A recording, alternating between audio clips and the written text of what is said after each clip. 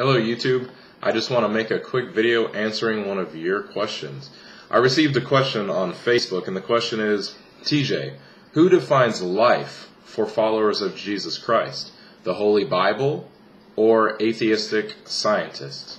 And an article was also linked with that question, and the article was talking about some medical journalists from Australia who were calling for what they called after-birth abortions. And more or less they were saying that infants aren't people and that they don't have a moral right to life because they're still young. And so they were saying for whatever reason, if a baby couldn't be aborted while it was still in its mother's womb, it should be able to be aborted right after it was born. And I don't really agree with this article, but I don't want to talk about my personal opinions here. So the question, really the answer to the question is, who should a Christian trust? Scientists or the Bible? And from a Christian viewpoint, we need to trust the Bible. It says in Proverbs 3, 5, and 6, trust in the Lord with all thine heart, lean not unto thine own understandings, and all thy ways acknowledge him, and he shall direct thy paths.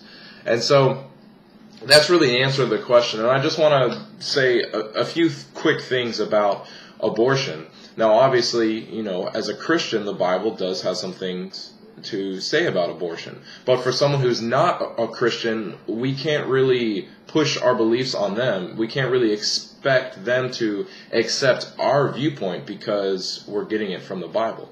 But anyways, you know, the Bible makes it clear in Exodus 20, verse 13, thou shalt not kill. This is one of the 10 commandments. So obviously we're not supposed to be killing. And so the question then might arise, you know, what does God have to say about life and the personhood of a fetus? You know, and the Bible makes it pretty clear that people have worth and they have identity before they're even born.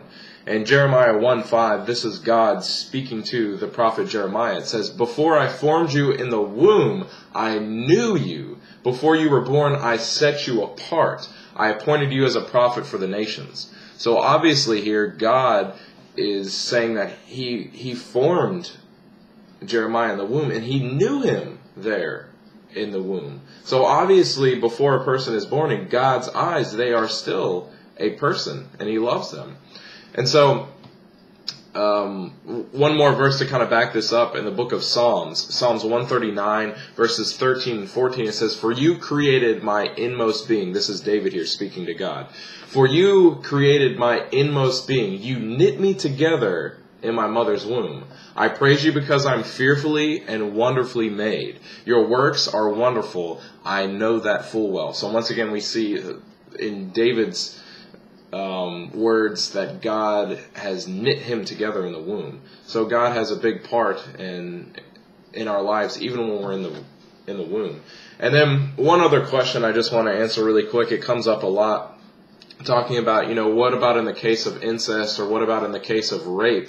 Shouldn't a woman be able to abort that baby in those instances? In Deuteronomy 24:16 it says, fathers shall not be put to death for their children, nor shall children be put to death for their fathers. A person shall be put to death for his own sin. So what this is really saying is that somebody shouldn't be put to death for another person's sin. And in this case, in the case of incest or the case of rape, that baby is being put to death for another person's sin. And so I hope this clears up this question for you. Send me more questions. You know, I haven't been receiving as much lately. I do have a few more videos that I will be making. I've gotten kind of behind. Life has just gotten really busy for me lately, but send me your questions if you have more. I'd love to make videos answering them, and I'm going to be making another video hopefully this week and posting it. So let me know what you think about this. Give me your comments. Like the video if you've enjoyed it, and if you got more questions, send them to me. Thanks.